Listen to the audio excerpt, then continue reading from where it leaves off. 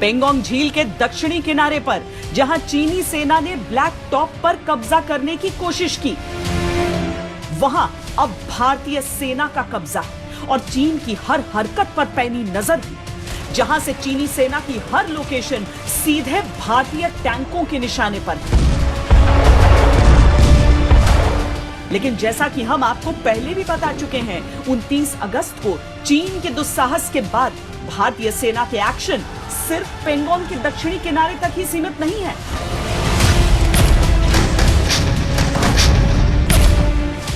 बल्कि अब भारतीय सेना ने पूर्वी लद्दाख में एलएसी पर उन ऊंची चोटियों पर भी अपनी पोजीशन मजबूत कर ली है, जो रणनीतिक तौर पर बेहद अहम है।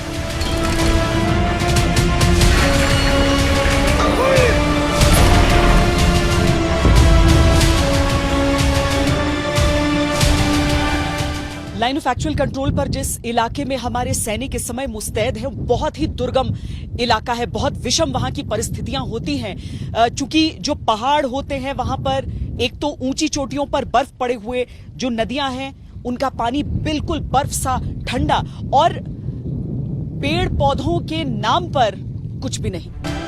जून में गलवान घाटी की हिंसक झड़प के बावजूद चीन ने 29 अगस्त को दोबारा उकसावे की कार्रवाई की, जो उसकी बौखलाहट का नतीजा थी। लेकिन ऐसा करके उसने अपने ही पैर पर कुल्हाड़ी मार ली है। पेंगोंग झील के दक्षिणी किनारे पर तो भारतीय सेना ठीक चीनी सेना के सामने डट ही चुकी है। अब भारतीय सेना ने पेंगोंग झील के पूर्व में फिंगर एरिया में अपनी तैनाती बढ़ा दी है। हॉट स्प्रिंग का एरिया हो या दौलत बेग ओल्डी, जहां चीनी सेना कभी सैन्य चौकियां बनाकर तो कभी भारतीय सेना को पेट्रोलिंग से रोककर उकसावे वाली कार्रवाई करती है, इन सभी इलाकों में भारतीय सेना अब मजबूत स्थिति में है।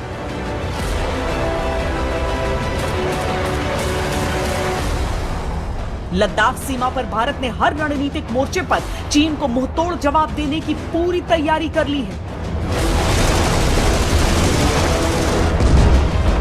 फिर चाहे बात टैंक और गोला बारूद की हो या चीन के ठीक सामने सैनिकों की तैनाती की।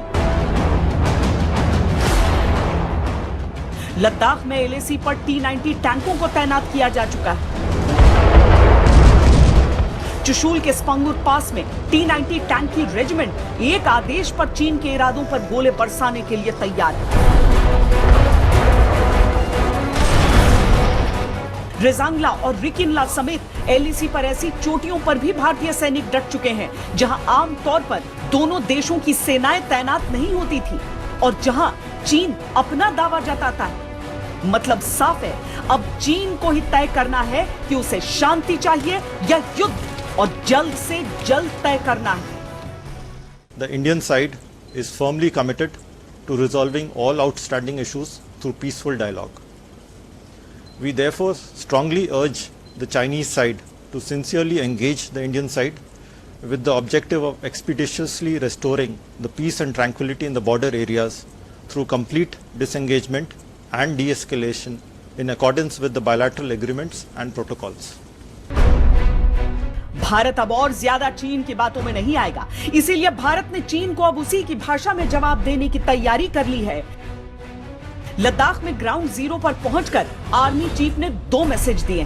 पहला मैसेज चीनी सैनिकों को कि वो अपनी हद में रहे, वरना अंजाम के वो खुद जिम्मेदार होंगे, और दूसरा मैसेज भारतीय सैनिकों को कि वो चीनी सैनिकों को सबक सिखाने के लिए तैयार रहे।